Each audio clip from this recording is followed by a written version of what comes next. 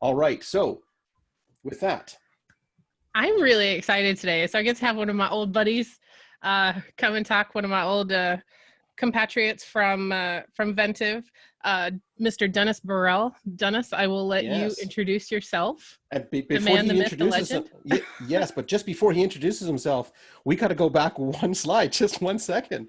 Oh, We got to go sorry. back. We Did I get it? forgot the most important thing. Did I get On ahead of today's myself? webinar, we are going to be exploring the world of antenna visualizations. Oh, I And it was is going to for do the that in the next after Dennis You're going to introduced do that in himself. the next one? All right. Well, you know what? I'm Killing going to me. hand it off to you, Tawny, but I'm going to say is that we got an esteemed guest today who's a friend of ours, a really cool guy. Yes. He's always got the rock in the color orange. Why don't you take it away, Tawny, and introduce our guest?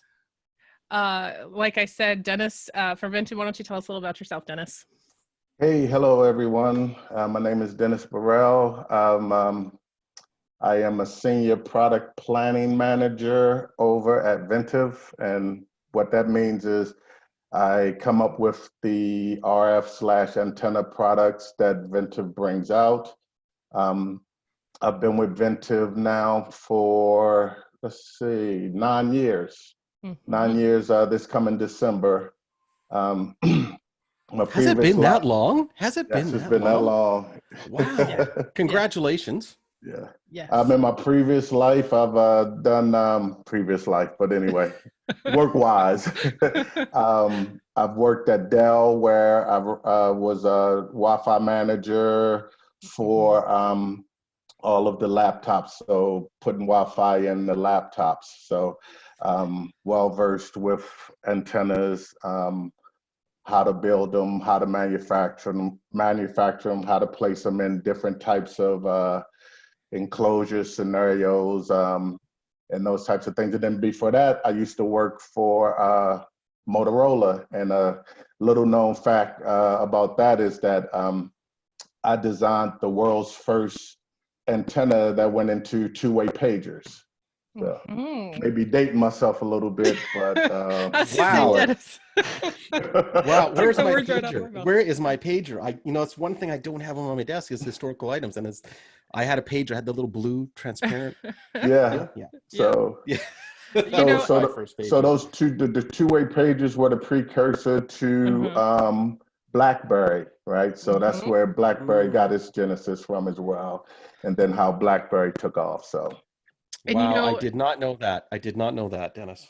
yeah. And so, talking about antennas and what we do, of course, I couldn't think of, Stu and we couldn't think of anyone else except Dennis to come in and talk to us about it because antennas are an essential part of design. So today we are actually going to talk about why we need antennas, what do antennas do for us? And then Dennis is going to share with us a little about how antennas are brought to market, a little bit about the design, understanding RF, the behavior of it, and a little bit about that. So Dennis, why don't you kick it off for us? Why do you need antennas? Why are they so essential in Wi-Fi design? okay.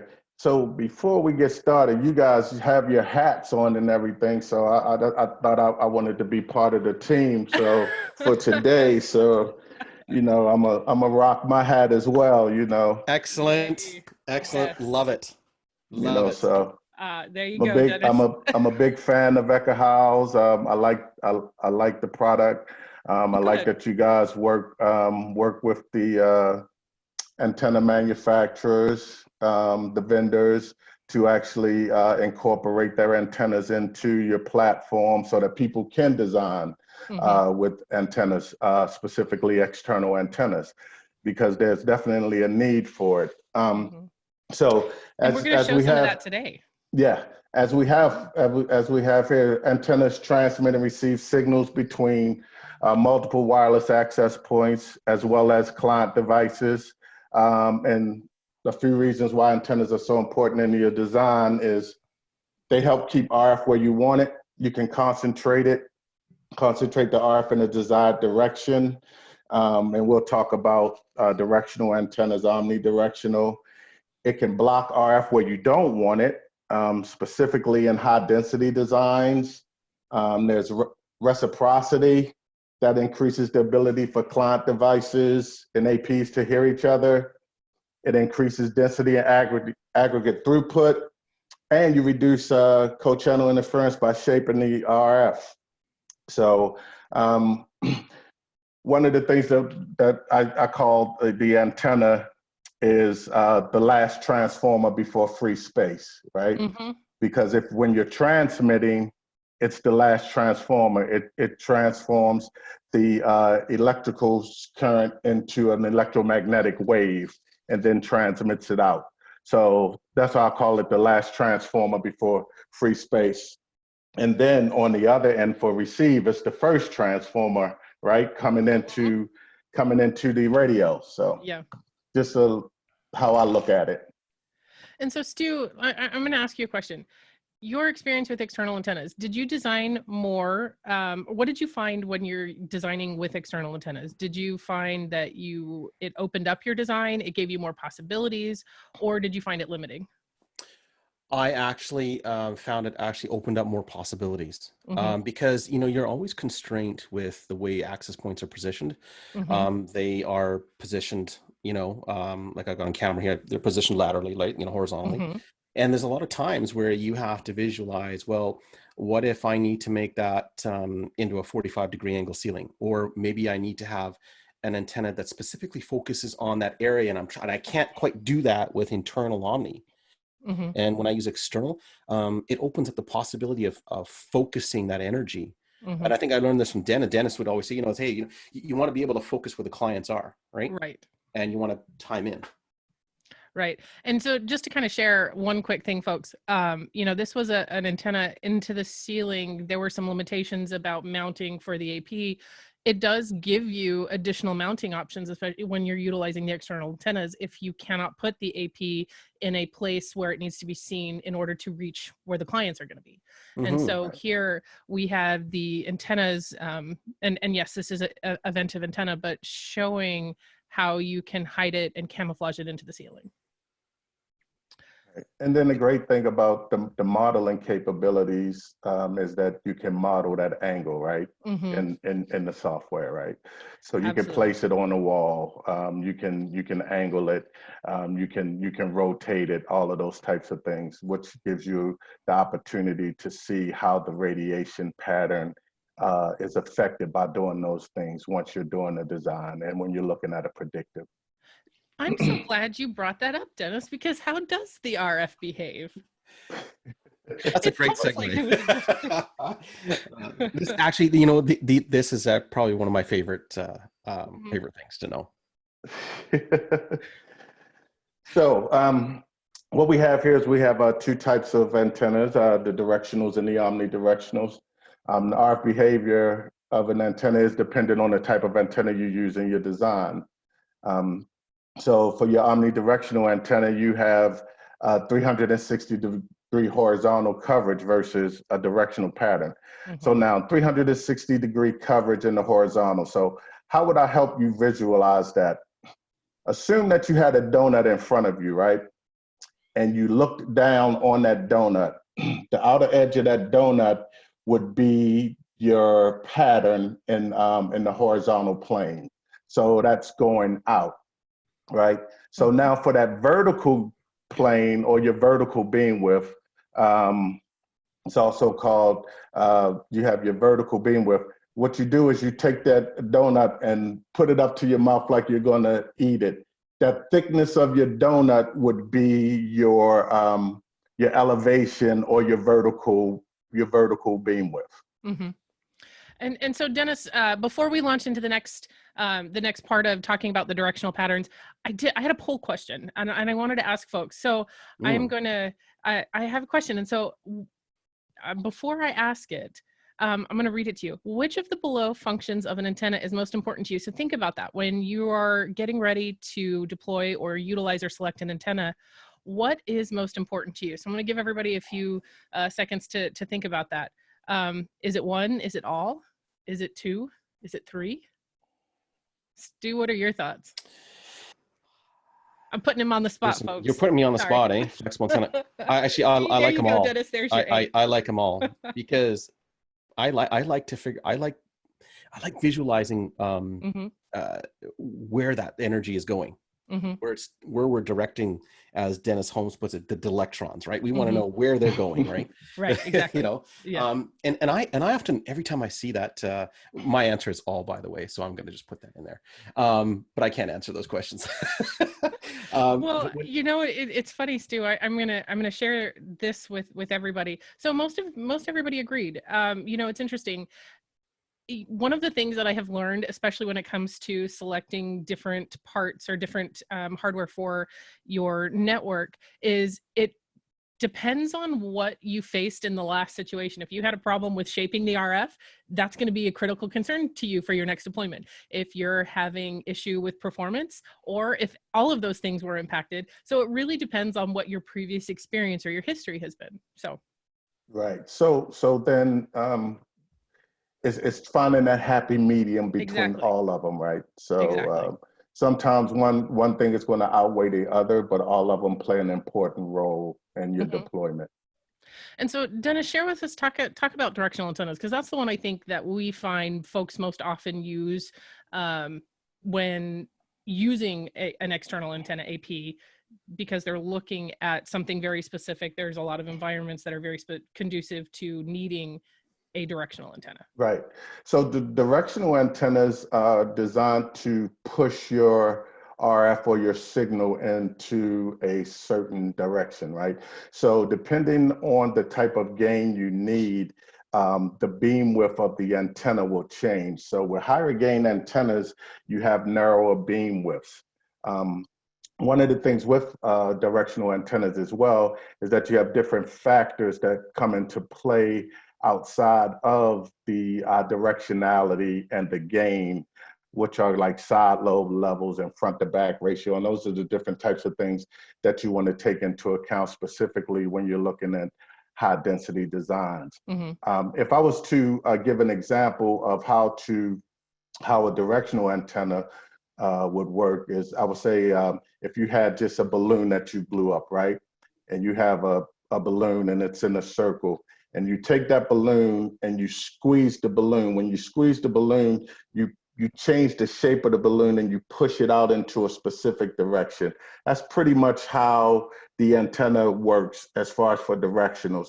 The more you push on it, the further it goes out, and the narrower the shape of that balloon gets, which is like also the directionality and then the beam width of the antenna. Also, you can look at it from the perspective of a flashlight. When you turn a flashlight on, you get a high beam that goes straight out in the direction, right? That's more of a directionality of a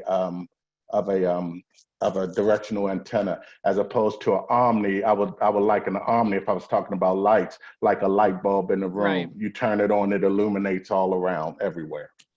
So let's specifically talk about some of those design parameters, Dennis, in coming up with an antenna design. I mean, you are the man behind a lot of designs for Ventive. So let's talk about how you bring to market an antenna and design it.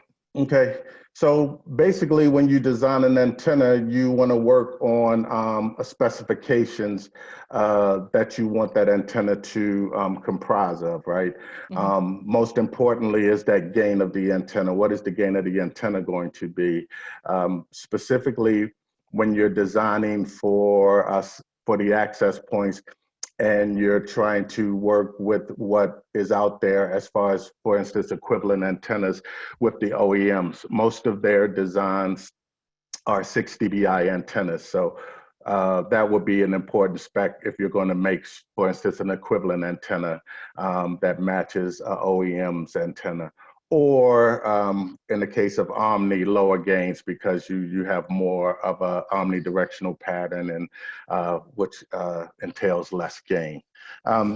So once you know those, but as far as for the for instance for the directional antennas, one of the things you want to look at as well is the 3 dB beam width. What is the 3 dB beam width? And the 3 dB beam width is where that peak of your pattern or your gain, when it falls off 3 dB on either side of that peak, and that beam width is what's called your 3 dB beam width. a lot of specifications ask for 3 dB beam width, but for some high density designs that we've done for some customers and had a request from customers, specifically for high density and stadiums, they ask what's the 10 dB beam width, because they want the antenna to fall off very quickly out to 10 dB. Right, so 10 dB down. So that's another request that we've had as far as when you're looking at the designs. The next one is like your side lobe level. So your side lobe level is the level of your side lobe. So those are radiation patterns outside of the main lobe, right? So those, depending on how high those are, those could interfere with the performance of your antenna. So you want to make those. We try to do side lobes that are at least 15 dB down, because we don't want interference from the side lobes in the directionality and the performance of the antenna. And then the final one that we look at here is your front to back ratio. So your front to back ratio, for instance, for a directional or patch antenna, is the radiation behind the antenna, right? So how much of the radiation is going behind the antenna? And what this affects is if you're in a high density environment, for instance, in the stadium, and you're lighting up seats, right? And you're doing, say, what we call a side to side deployment. You want all of the radiation going in one direction. If it's going in the other direction where you have another antenna light in that section, it'll interfere with the performance in that section, because now you have a back lobe that's could be fairly high, that's interfering with performance in the other section of the stadium. So we're getting a lot of questions, folks, and Dennis is great to listen to. But one of the things I just wanted to put out there, yes, this recording will be available. The slides will be made available for everybody. And I'm throwing voluntelling Dennis that he will be more than happy to answer additional questions. Please feel free to reach out to him on Twitter. We will put his contact info up there possible. And so yes, it will be made available to everybody. And so, you know, Dennis, there's a lot that goes into it, right? So let's talk about, once you've gathered the specifications and the requirements for the design, how do you guys go about testing? What is the process for that? How do you, love the Stargate chamber reference. That just, it makes me smile every time I see that. But Dennis, I'm gonna let you share that with us. So antenna design is pretty much an iterative process, right? So the first thing that you look at from the perspective of a numerical analysis or design software to design the antennas, right? So you take a basic design that you want, typically a dipole antenna, you start with that design, and then you iterate the design to get the gain and the beam width, the front to back ratio, and the side lobe level, and you play with that design to get it to the point where you meet all of those specifications. That could be changing the radiator length. That could be interleaving, and interleaving is what we do in some of our designs, where the 2.4 radiator, we interleave the 5 gigahertz radiator in that, meaning that we move it close to or in between those designs to decrease the size of the antenna. But that comes with that, you have to play with all of the spacing and all those types of things to come up with an optimum design. Once we have that design, we get the antenna built. So we'll build some samples, and we'll take it to a chamber to test, right? And the Stargate chamber is one of the chambers that we use to do testing. Now, the interesting thing about the Stargate chamber is that it's pretty much a concentric ring.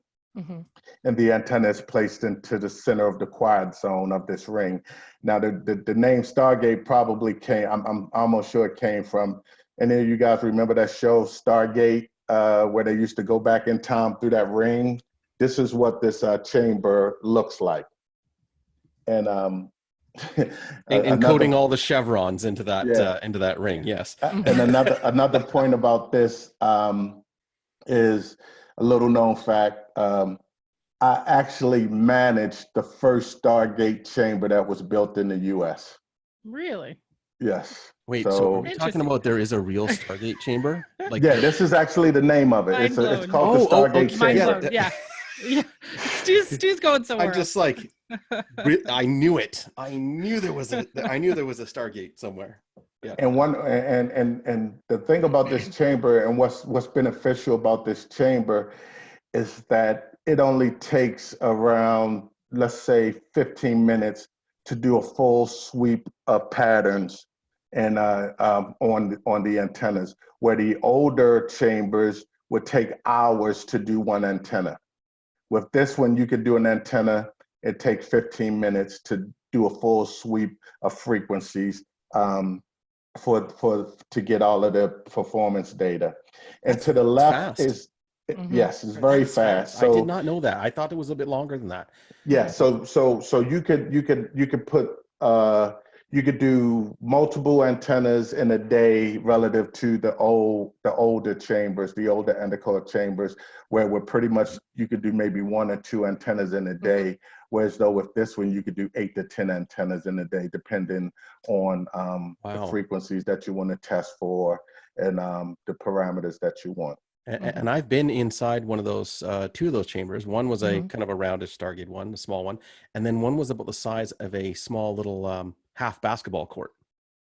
Like, yes. Small little. Yes. Yeah. Like a half basketball court. Yeah. And that's a small one because they have chambers that they actually put cars in, planes. Oh, wow. So the size varies depending on what you're trying to test. Trying to do. But with this chamber, the interesting thing about these chambers is they actually, when they first came out, they had a pedestal where you could put a pedestal that had a seat on top where you could sit someone in the chamber and actually rotate them to do cellular phone testing. So that's how they used to test cellular phones. Interesting. So Dennis, real quick, someone's asking a question. How important is Visuar in designing antennas? So Visuar is also a very important parameter. So the Visuar to voltage standing wave ratio, that pretty much lets you know how much of your power is going out of the antenna as opposed to being reflected back down the cable into the radio. So we typically we set our Visuar specs to be 2 to 1. And that means that 90% of your power is going out of the antenna and only 10% is being reflected back. So we set that as a spec. And across the frequency range, we set that as the maximum that the Visuar can be. So within, say, the sweet spot of the antenna frequency band, because that we set the 2.1 on the edges, for instance. 2.4 and 2.5, we'll set those as a 2 to 1. But in between there, that Visuar could drop down to 1.6, 1.5. So gotcha. That's how that's how we set and spec for Visuar. And then it just depends on the bandwidth. This is all bandwidth dependent, so it's the bandwidth of the antenna, not beam width. So the bandwidth, the frequency of operation at 2.4, 5, and 60 gig, and now Wi-Fi E 6 up to 7.125, right? And another question coming in, Dennis, what should the ideal front to back ratio for production antennas be? So for production antennas, it depends. So usually you want a front to back ratio between, say, 12 to 15 at 2.4 and at 5. If you get greater than 15, that's awesome. Okay. Awesome. And so a lot of folks, we're getting a lot of questions about what type of antennas to use. So let's talk about using them in your design. What type of environments are most conducive, are typically where we see external antennas. Stu, your thoughts? Yeah. Definitely, yeah, put me on the spot. I was reading a question because the question came in and asked, what type of antennas would you consider using in a warehouse? In a warehouse, yeah. Right? So, I mean, things that you Exactly. would consider is definitely the use case, is figuring out Mm-hmm. what it is that you're designing for, right? And do you need to focus down hallways? I mean, do you, or aisleways in that one there? Mm-hmm. Do you need to cover a broader space? Do you need a special high density antenna, an antenna that just points down that aisleway just to get a specific device, right? Mm-hmm. So yeah, definitely things that that I'd be looking at, types of use cases, and then I'd be looking at types of antennas to suit Mm-hmm. that need. We've also had a lot of folks asking questions about high density deployments. We're actually going to talk about one as a use case here in just a few minutes. But you know, it's absolutely amazing to think about all of the nuances and all of the specifications and the work that goes into antenna design and production. It's quite a feat, because understanding how that RF behaves is really, really important, because if the antenna manufacturers Absolutely. aren't getting that right, then it throws off our designs, it throws off everything. And so it's really great to see the kind of inner workings of how those antennas come to life, because the RF behavior and performance is critical. That's Right. right. And even antennas like this on camera here, like your standard dipole, Mm-hmm. behaves very different from a monopole. Oh, Right? It's a absolutely. very different type of antenna. And it's important because just this size difference actually changes that down tilt on, especially with this guy. So you Mm-hmm. can focus in on some things. And so here's a good use case at a 15-foot level for this guy, into focusing energy. And so, Right. right. I mean, that it all depends. A size Mm-hmm. does matter on antennas. Fortunately, it does. Really, you went there, Stu. Yeah, right. So, so if I was to channel my inner Sam Clements, yeah, I it would say it depends, right? depends. That's right. Yes, it depends on use case So, Well, for sure. and But not all antennas are created equal. right, and yes. one of the things that you have to look out for in the design, and that you want to, that you want to make a case and point for, is the consistency of the radiation pattern across the beam width of operation, right? So Absolutely. on the spec sheets, on the spec sheets and our spec sheets, we typically give a representative pattern Mm-hmm. of the antenna. And we always get questions or requests for different frequencies, which we can and we do provide, Mm-hmm. outside of what we have on our spec sheet. But across that frequency band, you want consistency. So you want the antenna's pattern to be consistent, the beam width to be consistent, because if you're operating it in your Wi-Fi, once you put in your Wi-Fi and it's not consistent, you may Mm-hmm. see changes in the performance in different locations where you've set a specific frequency of operation for that AP. So before we launch into talking about some use cases and getting into some more of the specific design questions that folks have, I have another poll. I have another question. So we know that there's a lot of things that are really important, but specifically when you are going to design your network, what, from the list below, what is the most important thing to you when selecting your antenna? Dennis, this time I'm going to put you on the spot. Let me see. For me, when I'm selecting, when you're thinking, when customers come to you and ask you, Dennis, what antenna do you recommend for this? What is the first thing that is important to you? The first requirement, the first question you ask? Well, with this one, for me, it would be gain, but then gain leads to coverage, because based on the gain, you're going to get your coverage. And then another one that's really starting to play a real importance now is aesthetics. Yes. Everyone is coming That's my back asking selection, about aesthetics from that perspective, as far as they want to hide the Wi-Fi, they don't want to see it, or they want the antennas to be small so that they could place the access point above the ceiling, or hide the access point. So everyone wants to hide the Wi-Fi. And it's not only from the designer perspective now, it's going all the way back to the actual architects now.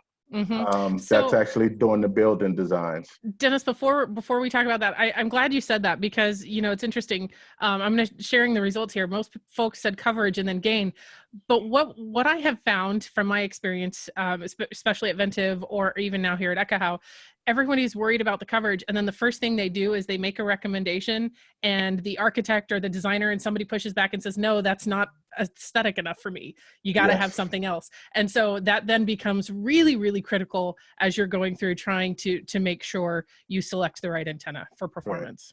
Right. And the one thing that we're seeing is that with a lot of the newer buildings, Mm-hmm. the architects are including the Wi-Fi guys, right? And actually planning for Wi-Fi now. Mm-hmm. Earlier on, that wasn't the case. And with a Mm-hmm. lot of the older buildings, right? It's like the buildings there, now you put the Wi-Fi in. And then, like you said, you got your aesthetics police saying, "Oh no, you can't do that," or "No, I Mm-hmm. don't want that," or "I don't like that," and Mm-hmm. that's constraining to the designer because now they have to find a way to get Wi-Fi in the Mm-hmm. building that's pleasing to the higher up, so the powers Mm-hmm. that be. Yeah, and I think that's the biggest battle. It's function over form, or is it what it looks like versus, it Yeah. really depends on what the executives want, what the architects want, what the bosses want. Because yes, they can come in and say, we want you to hide all the wires, but the reality is Mm-hmm. what is available to me. So finding a medium is very Yeah. challenging, and Yeah. and I and also hats off to folks like Dennis, because I Mm-hmm. mean this must be a huge challenge to antenna manufacturers, because Mm-hmm. now they said, well, great, we made an antenna that's super awesome, Mm-hmm. but it doesn't look great. It doesn't fit. I have a corridor, and it's Mm-hmm. so open, it's so nice and airy, and it's rounded, and I don't want to see anything, right? I just want to Mm-hmm. hide it somehow. Yeah. Make it happen, right? Make it Yeah. look And like a that's concrete wall Absolutely. or a metal and that's wall, right? typically what they say, right? But Yeah. like I said, then you have a lot of enterprise space where that's all they're worried about is aesthetics, Mm-hmm. right? So it's like It's find a way, definite make a definite way to get it challenge. done. Yes. So one thing, today we've been talking a lot about the design piece, but what about the visualizations? How is it represented in the software? What does it look like in Pro? What does it look like when you drop it into the software to be able to use that? So what if you have a design scenario that's very, very unique, maybe something like the Millennium Falcon? Like, what do you Yeah, do, right? I mean, right? I mean, I mean, when I looked at this, I'm like, you know what? The only way, I mean, without pulling out my my Mm-hmm. actual physical model of it, that's Mm-hmm. from 1985, the big guy was. I know there's all metal floors for Mm-hmm. smuggling stuff. There's crazy Carillion armor there that's in blue. We've got red that are blast shields and whatnot. And so you had to kind of figure that out. I mean, how would you do it, right? I mean, and maybe you can't see there. Do you see something interesting there, Tawny, in the center, like where you would I, smuggle stuff? I see a lot of interesting things, but one of the things that I think is really, really interesting is it doesn't matter what it is. If you have a plan, if you have a floor plan or a picture Mm-hmm. of that you can drop into the software, you can make it do anything you want it to do. But you have to define it, right? You have to Mm-hmm. define your blaster doors and make sure that there's no attenuation out, right? You can put it in there. You can drop the antenna in to see what the pattern is specifically going to be. You can look at the tilt in the software. You can Mm-hmm. angle it, ceiling mount, wall mount. You can change the angle of articulation within the software to be able to do that. And so, like in this one, you would never look at this picture here on the left and know that there are antennas everywhere outside that, and there are some antennas inside, I do believe, as well. Mm-hmm. But it's everywhere, right? What do you do? How do you do that? How do you design for that? Dennis, I think this is one of the ones that was a highly concealed antenna deployment. And so here I look at it. How do you conceal antennas like that it doesn't impact the RF? I mean, I know you can paint, how do you guys go about working with folks to conceal antennas to make it more aesthetic, to make it part of the design or part of the environment? Yeah. So from that perspective, and for instance, like the Millennium Falcon or Mm-hmm. any, say, amusement park, theming is important, right? Mm-hmm. So it's like everything has to blend in. They don't want antennas, enclosures, Wi-Fi bollards, anything to stick out, right? Mm-hmm. So they want to blend it as much as possible. So we work with them using their components as far as what they use to actually create the background or to create the falcon and the colors to paint the antennas. Mm-hmm. Being the paint must be non-metallic. Mm-hmm. Yeah. So, Yeah. so to put that caveat there, then you have areas or some places where you skin. Mm-hmm. We've done some where we've actually covered the antennas in concrete. And blended it in, for instance, like the mountainous range behind it, right? Mm-hmm. We've done designs where they've actually incorporated the antennas into that concrete to hide it, and it looks exactly the same. So you wouldn't know unless you got right up on it, and Uh-huh. then you actually see like some of the conduit or something coming from it. It's like, oh, okay, now I see it. But the goal is to hide it, Wi-Fi that you can't see, but it's there, and your customers don't have to worry about anything. Only thing they know is they're getting Wi-Fi. Mm-hmm. So we've also had a lot of folks talking about large public venues. I can't talk today, and high density deployments. So there are a lot of options in high density deployments. You've got side to side, handrails. You've got where it can radiate, into the audience from left and right. You've got top down. You've got bottom up.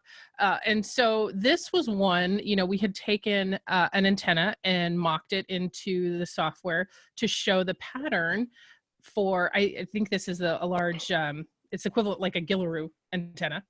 And Stu, talk to us about the visualization here.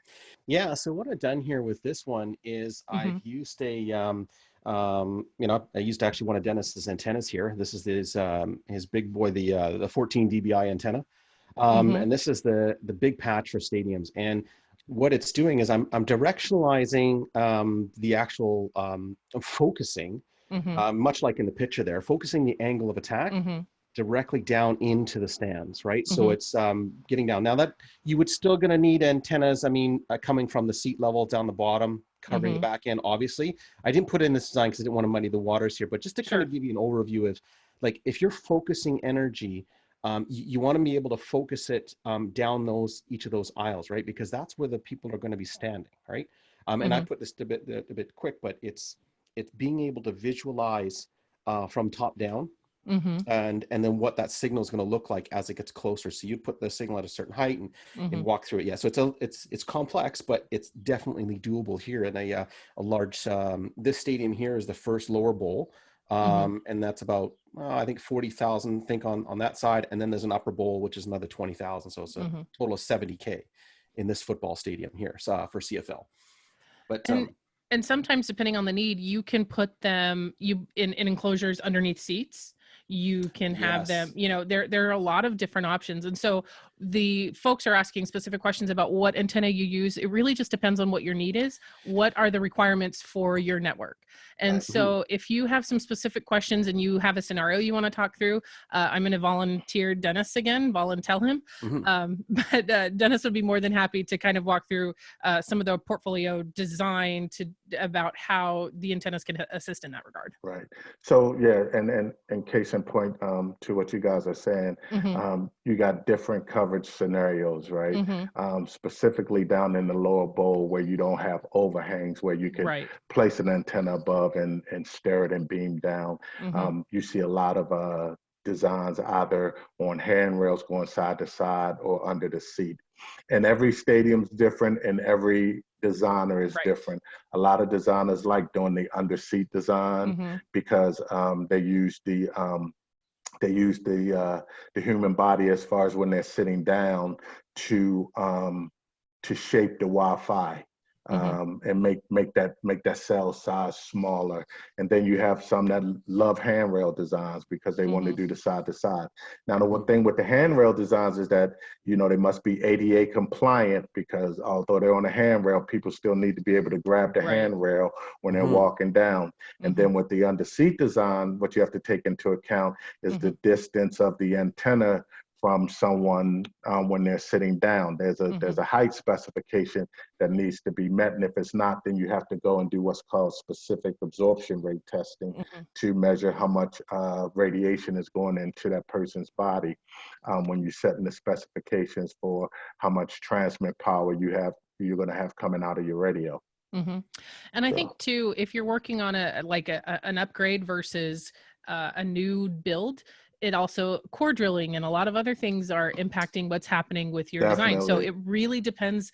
That also is a factor in determining what the antenna is going to be, because what are you able to do as far as the existing structure or a new structure? Can you even get the antenna to that location? Can you get under the stadium, right? A lot of the older stadiums, you can't core drill because you can't get under the stadium. Exactly. So what do you have to do then? How do you use conduit with handrails? Can you get into the handrail to route the cables down and either go under the stadium or go out to the side to the seat to an enclosure where the AP is? We do have some enclosures that actually incorporate the access point within the enclosure and with the antenna as well. So it just depends on the scenario and what the stadium owners and operators are willing to live with and what they want. Exactly. That's right. Yeah, and that brings us into it depends, Sam. It brings you into unique scenarios, right? Well, you know, I don't know. There was maybe a little Easter egg. I don't know if you guys saw. Somebody asked a question about what is the floor panel antenna that Stu was talking about. Dennis was talking about concrete, but this is a different kind of concrete antenna.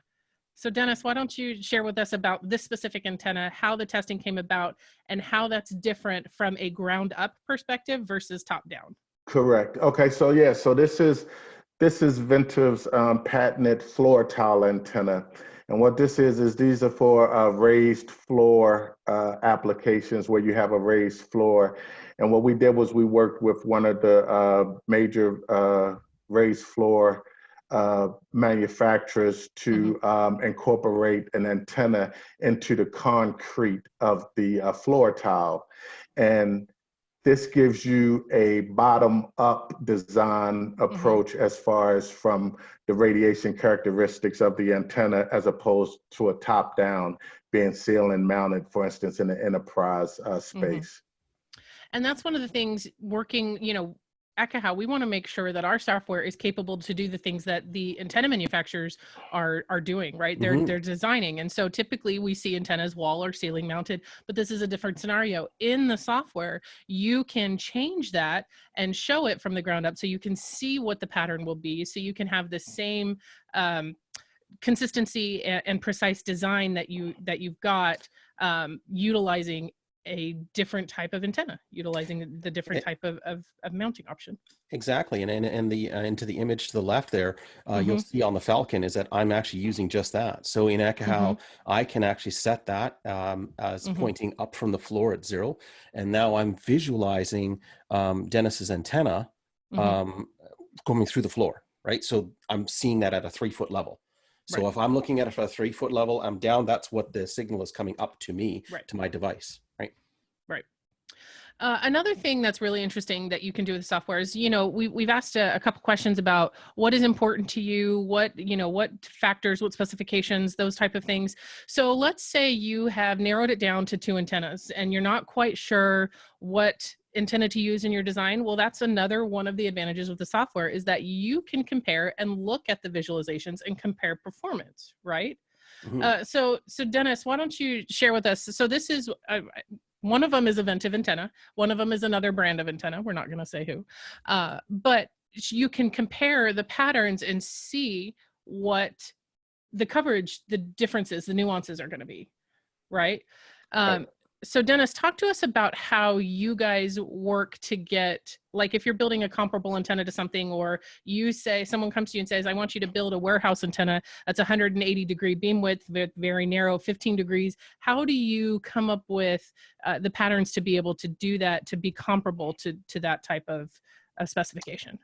Right. So, with like I said, with any design, we go through those steps of the front to back ratio, which is very important. The beam width of the antenna, specifically if it's going to be something that we're trying to match. So we know that, for instance, you're saying 180-degree beam width, Mm-hmm. or for instance, for our warehouse antenna, Mm-hmm. 120-degree beam width. Mm-hmm. And then a 15 or 12 to 15 degree vertical beam width, right? So Mm-hmm. we set those specs, and then we just design for those specs, and we just go through an iterative process to try to meet those specs. And once we meet it from a numerical analysis perspective, then we want to go and design and build the sample, right? One of the good things is once we build a sample and we can confirm what we have, is that we can actually provide a VEX file to Ekahau.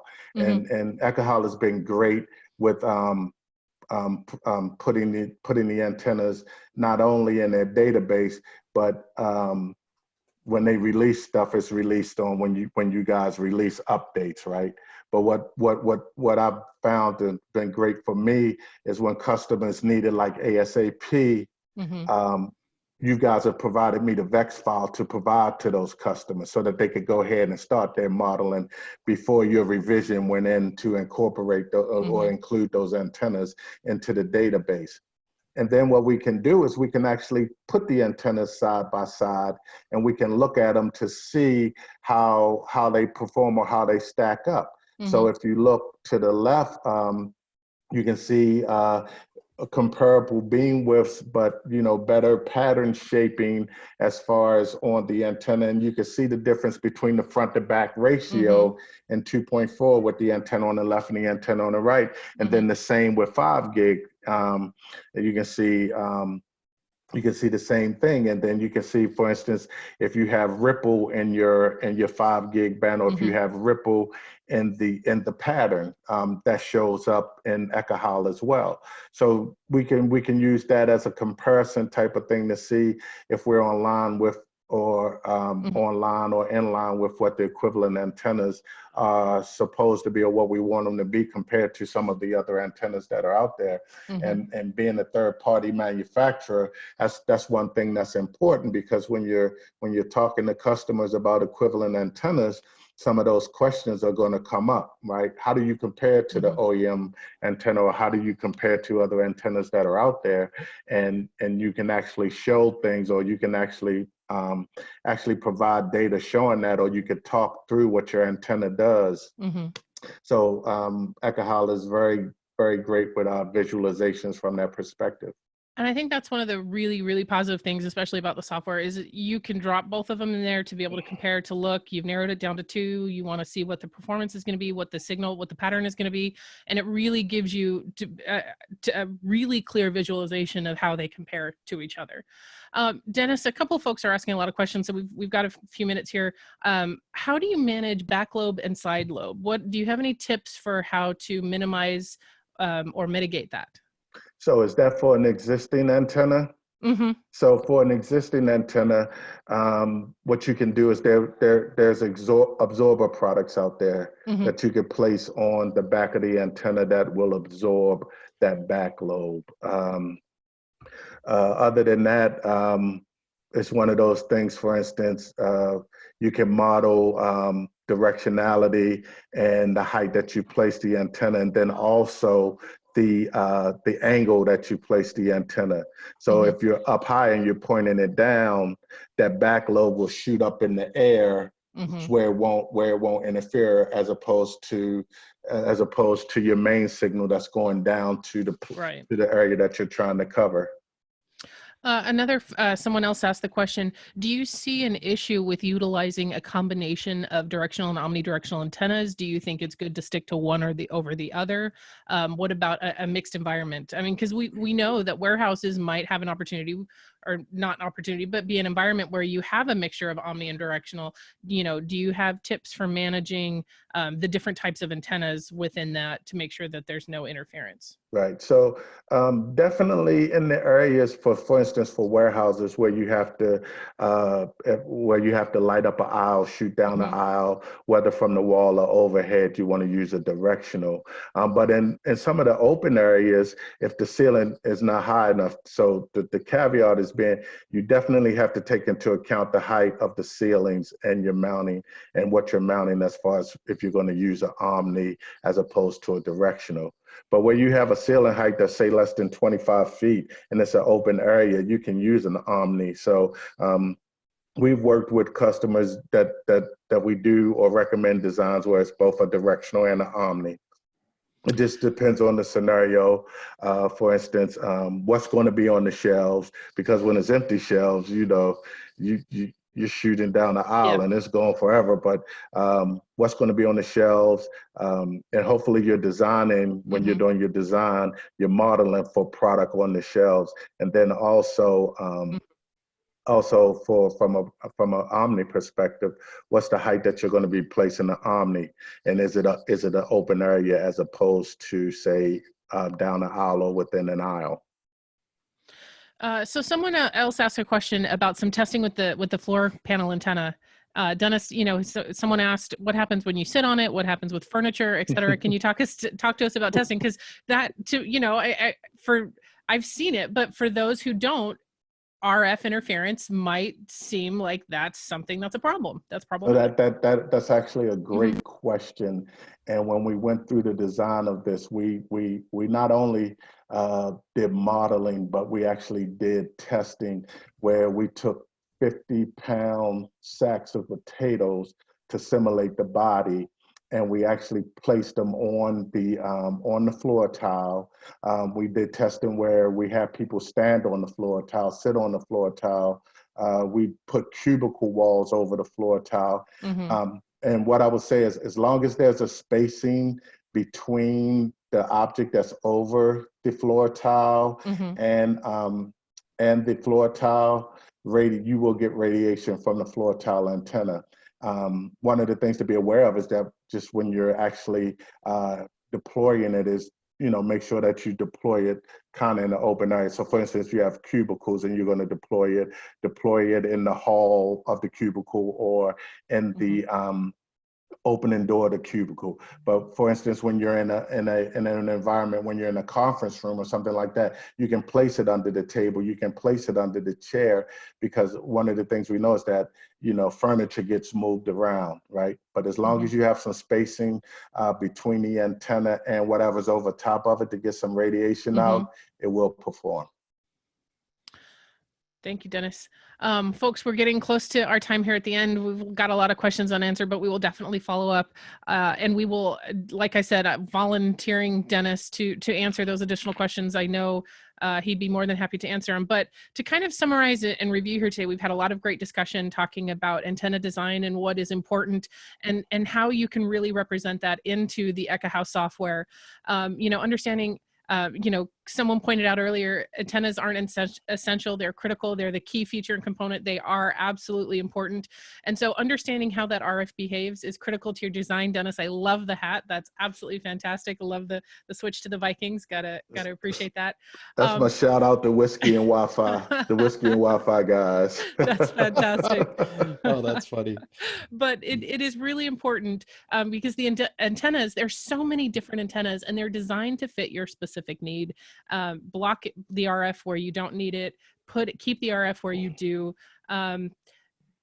Stu, any final thoughts about antennas and the importance of utilizing antennas, understanding RF behavior, how that I works? think it's important to always understand the constraints that you have to work with, especially in any scenario, supermarket, big box store, and stadium, you name it. You have to visualize, what am I getting myself into? What is the use case? And then it's like, is aesthetics important? Sure. Okay. Got it. Keep top of mind.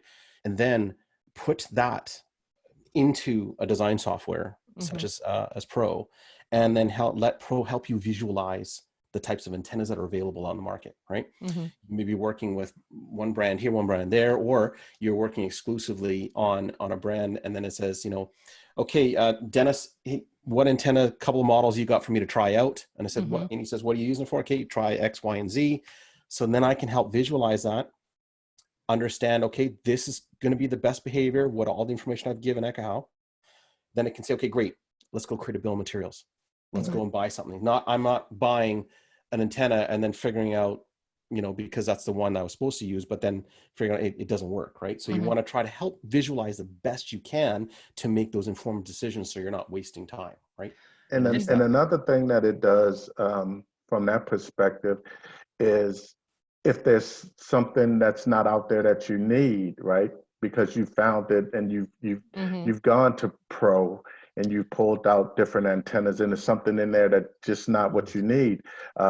Now you can reach out to your manufacturers or to your vendors and say, hey, I need an antenna that does this, this, this, and this, right? Because I haven't found it and it's not in Pro. I haven't found it on the internet.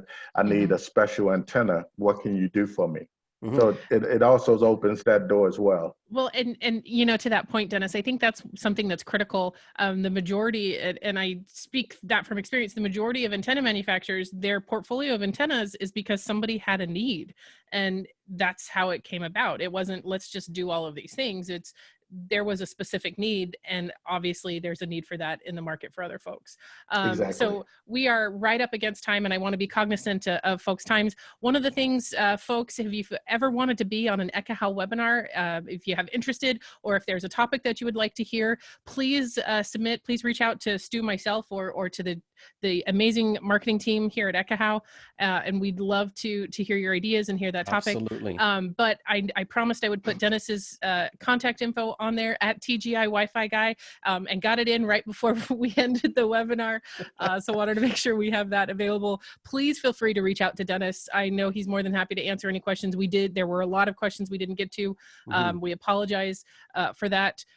Lots of just really good conversation. But Dennis, thanks again for being on and joining us today. Fantastic. Right. Absolutely. Thanks for the invite. I really enjoyed it, and everyone stay safe in this new unnormal. Thank you for that, Dennis. All right.